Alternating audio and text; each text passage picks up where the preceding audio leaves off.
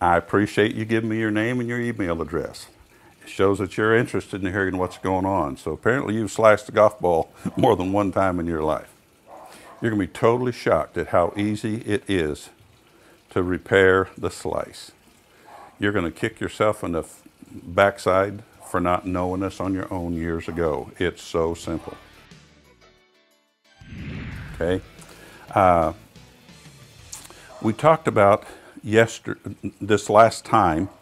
We talked, and yeah, I'm wearing the same shirt and the same clothes. There's a reason for that, because I'm filming this all the same time, but I wasn't going to come back and bug you until you invited me into your home. And I thank you for the invitation to come into your home or your office to share some more with you. It doesn't matter what I charge for lessons, but they're expensive. And you're getting this absolutely free. And when you get through with this, if you'll go to the driving range, I promise you will fix your slice. You will no longer slice a golf ball. Yes, it'll take you some time to develop the accuracy where you want it. At first, you may pull hook it, but I'll promise you, you will know how to make the ball curve the other direction. And you won't have to slice anymore unless you decide that's what you want to do. Fair enough? All right, we talked about last time about how this whole thing is a ball spin. And if you remember, I talked about my teacher, physics teacher, talking about how a golf ball is nothing more than a heavy ping pong ball. A gentleman came to see me from Canada several years ago.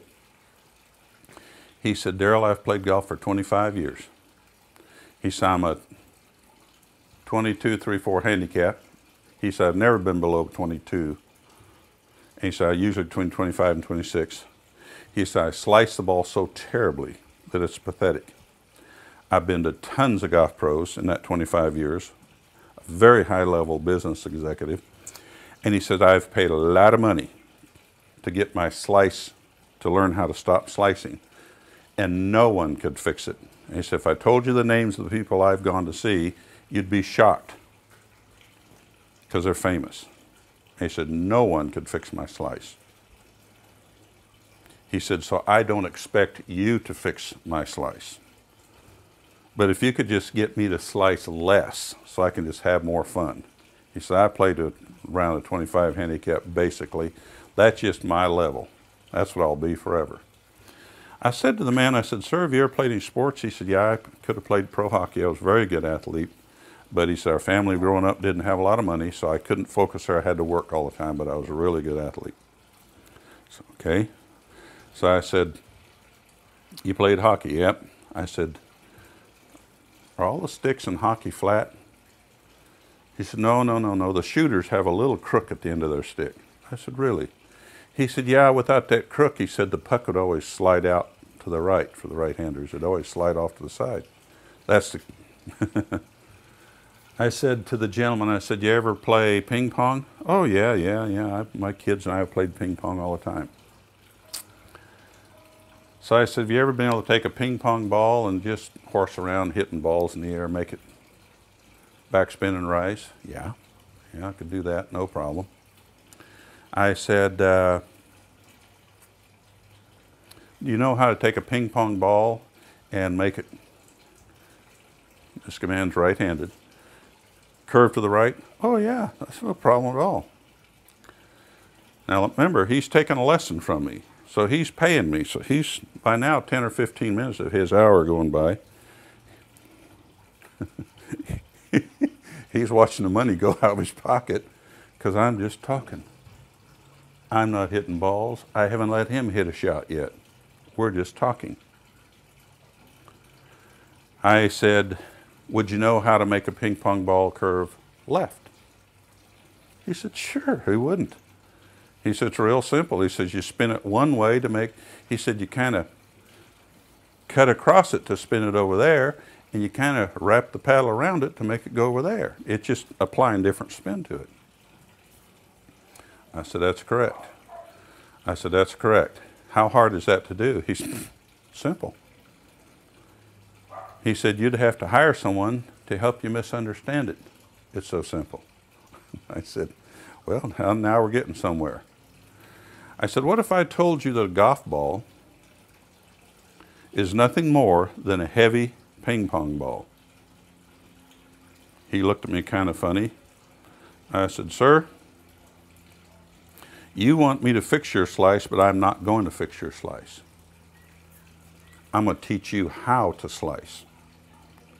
He said, I already know how to slice. That's all I do. I said, no, you already slice all the time.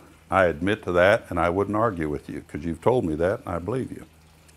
But if you knew how to slice the ball or what made the golf ball curve to the right, then you could make it not curve to the right anymore, couldn't you? He thought for a moment. He's a president of a large lumber organization. He said, that makes sense. I've never heard anyone say that way before. I said, well, I'm different. I said, because I'm not going to teach anything about your golf swing. You came here for a golf lesson. I don't know anything about golf. I'm not really a golf teacher. What I really am is I teach common sense, I teach ball spin, and I teach natural human skeletal body motion. What this frame, skinny, fat, tall, or short, what it can and cannot do. I said, that's all I really teach. I said, if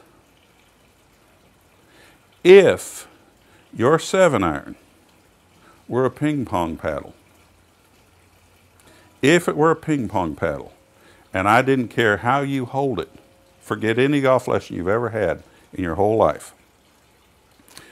You don't care, and I don't care how you hold that 7-iron. Could you do something with that 7-iron to make that golf ball sitting on the ground rotate in a fashion to curve this way? He said, I don't know why. I said, well, I'm going to tell you something. What if you made the golf ball rotate this direction? He said, well, that would slice. I said, that's why you've sliced for 25 years, sir, because your golf ball's rotating that way. I said, do you think you know how, from what we just talked about, ping pong balls and everything, how to make it rotate the other way? I don't know why not. I said, good. All the time now he's not looking at his watch quite as often because something's starting to sink in between the ears to him. I said, now we've gone, on an hour lesson, we've gone 25 minutes, and all we've done is talk.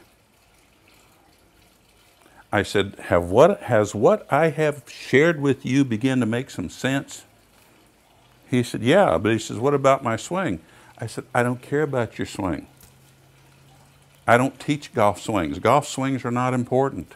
What's important is making this golf ball do what you want to do, and you're tired of it doing this. There are two things you can do for a golf ball curving to the right or slicing for a right-hander. Number one is you can learn to spin it the other way. Or number two, you can learn to hit it over here so when it comes to the right, it's back in play. That's the only two things you can do. There is nothing else. He thought about that a moment and he said, what about straight? I said, well, what if straight doesn't exist? He said, well, I don't understand that. What do you mean straight may not exist? I said, you've played some ping pong. Yep. I said, have you ever hit a ping pong ball straight? He said, well, heavens no, they're so light that there's no way to keep them from just moving a little bit. I said, there's a reason for that. Because lift is created with backward spin. Pressure now, if I have a round sphere, a ball, okay, on this ball, and it's flying toward the camera, I was explaining to him about down the fairway, if I'm going toward the camera and I put the lifting pressure right dead in the center, smack in the center, the ball lifts straight up and flies right where it's going and doesn't budge. However, there's always some wind, and there's only 1 degree on the compass point on a protractor compass that would allow that to be perfectly in line with the flight. I said, but if that lifting pressure is left of center, it's not only pushing the ball up, it's pushing it right. There's your slice. In ping pong, we call it side spin. It really isn't totally side spin. it's goofy backspin that puts the pressure in the wrong place, okay? But I don't care about that.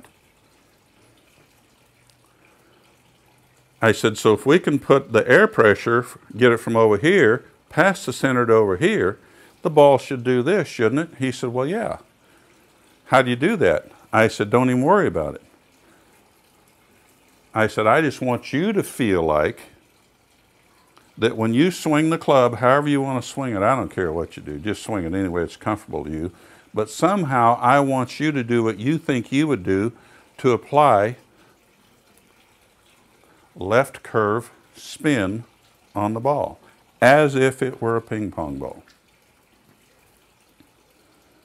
Can you do that? Yeah, I think that'd be pretty easy.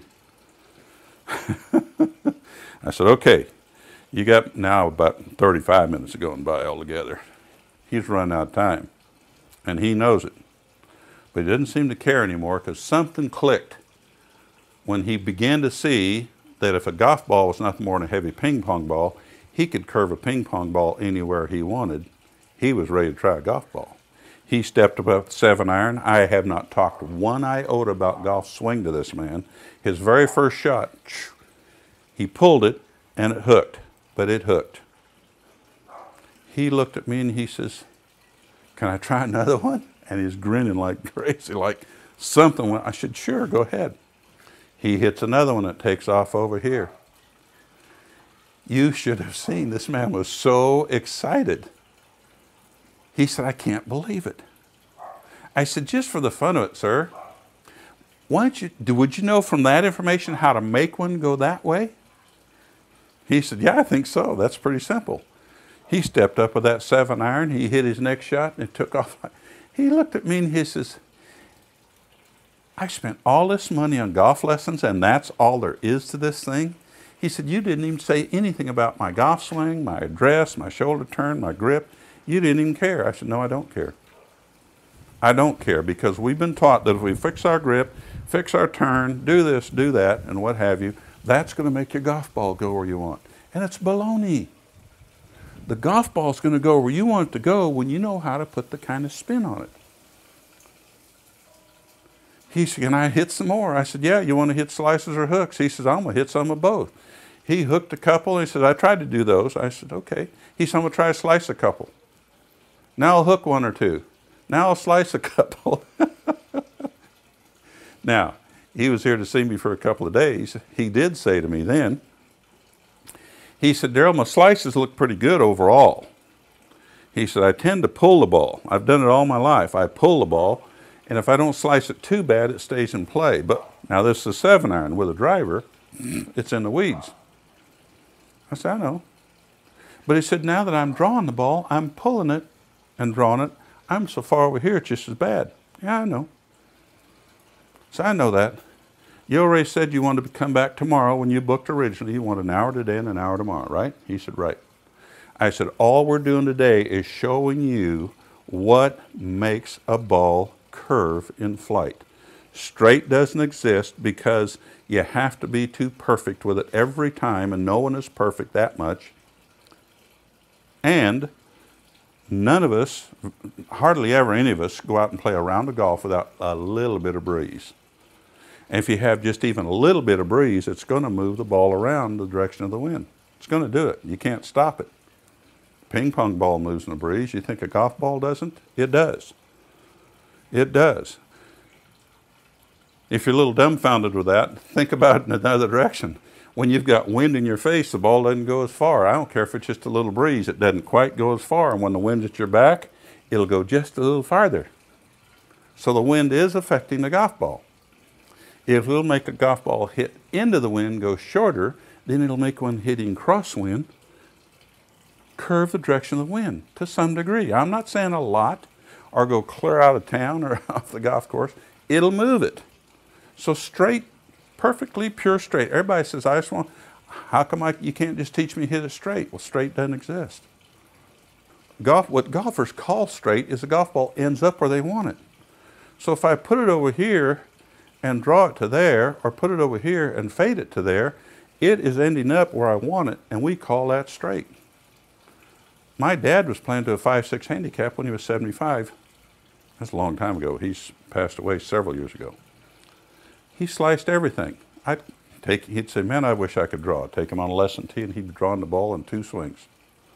But he'd always go out and play for a couple of bucks, and he trusted that old slice. He could make it go where he wanted. He was smart enough to always play for it. Okay? So what happens in this whole thing is we've got to learn to either play for what we're going to hit, because a draw is no different than a fade. Once you start drawing the ball, if you're starting it on the target, you're going to always be there. Your fade starts here and goes there. Start your fade there and it'll come into play. Start your draw over there and it'll come into play. Okay? He said, Daryl, I'm pulling everything. I said, I know. He said, it's because I come over the top, they told me. I said, yeah, that's it. It's exactly what it is. He said, can we fix that? I said, yeah, we're going to fix that tomorrow. But I said, tomorrow you're going to have another hour. We're going to fix coming over the top in just a matter of minutes. Then we can work on something else if you want to, because coming over the top is also no big mystery. It's the simplest thing in the world. So I said, come back tomorrow. See you here at our scheduled time. I'll teach you how to stop coming over the top in 2 swings. You won't be coming over the top anymore. He said, you gotta be kidding. He said, I've spent thousands of dollars trying to fix coming over the top, and no one could fix me. The famous guys. I said, no, I'm not talking about people. He said, you can do it 2 swings? I said, I promise. I promise I can fix you in 2 swings. I said, if I can't, I don't know you for the lesson. You don't owe me for the lesson. Now, you're not in that position because I didn't charge you for that lesson right there, but if you'll take what I just showed you and go to the range, now I'm going to tell you where you're going to have trouble if you go to the range and don't do what I ask you to do. If you try to draw the ball and hit it to a target with just what we've talked about today, you're going to say, that guy's full of baloney. That doesn't work. There are 2 parts to a golf shot. We've got the initial direction that takes off, and then we've got the direction it curves. There are only 4 ways to hit a golf ball. I'm going to talk to those about you the next time. If you want me to come back and have another free lesson to fix coming over the top, or to show you how to stop pulling it and hooking it, that'll be a few days from now. But I want you, first of all, to go to the driving range and just learn with a 7-iron. Don't get your driver out. Just get your 7-iron out, or maybe a hybrid, and just start hooking shots. Hook them into the weeds. Hook them to the edge of the driving range. Who cares? Just feel like you're going to put that left spin on the ball. Don't worry if you pull it. Because our next session, and it's free also, I'm not going to charge you a penny for it. I'm going to fix coming over the top so you quit pulling your shots. See, the reason most of us pull a shot, there's a combination of things I'm going to share next time. The reason we come over the top is because we're swinging with the wrong muscles. But when we come over the top, everything starts to the left if you're a right-hand golfer. If you're a left-hand golfer, coming over the top puts you over here, and everything, then it goes way over there. But what happens is we come over the top, as we're told. We hit everything to the left as right-handers. We end up blocking the thing back to the right, so we got this big fade. Because we're doing what I just taught you today. We're coming across it with a square open face. That's creating this big right spin. Is this making sense to you? I don't know how to say it much simpler. I've had literally thousands and thousands and thousands, tens of thousands of golfers come see me throughout my career. Most of them slice the ball, and without fail, not even one of them went away not being able to draw the golf ball. Now, there are some secrets. There's a little bit of things I'm going to share with you in our next session. Once again, it's free, just like this. I'm not charging you a dime. Yeah, I'm going to charge you some money somewhere down the line if you decide you want to learn more about me. But what I'm trying to do here is let you see my style, who I am, what I do. I'm a 70-year-old man that's retired, been playing golf since I was 10, played at tour level for a lot of years. And I don't care. That's not to boast. That's to tell you I can help you become a better golfer. I can help you keep your golf balls where you can find them, keep them out of the water and in bounds and closer to the fairway so that you don't have the same problems you've had. It's really simple. Take what we did today, okay? Go to the driving range a few times. and click one more time down there. Just say, yeah, I want you to come back and I'll take some more of that free stuff. Because I'll give it to you. I want you to know that what I'm telling you makes sense and it's going to help you, okay? So what we're going to do is next time we're going to fix coming over the top so you quit pulling the ball. Because if you pull it and hook it, you're just dead meat. You're in trouble, okay? So there's got to be a way to not come over the top so when you draw it, it comes back to the target. Golf is hitting the ball away from the target and bringing it in toward it. So it doesn't matter if you slice or if you hook or draw, it doesn't really matter. You just got to be smart enough to know how to do the one you want and make it always work toward the center. That's how we play the game of golf. All right? Click the button below and say, Daryl, I want some more of that. All right? And I'll come back and share it with you absolutely free. We're going to fix coming over the top. Thank you. I'm Daryl Klassen. Appreciate you coming along today and invite me into your home. Bye-bye.